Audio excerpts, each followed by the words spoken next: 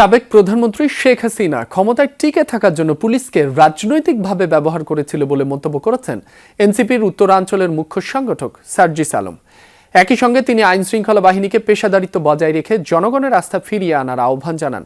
বিকেলে টাঙ্গাইলের কালিহাতীতে জুলাই সনদ বাস্তবায়নের দাবিতে আয়োজিত জুলাই পদযাত্রা শেষে এ কথা বলেন তিনি।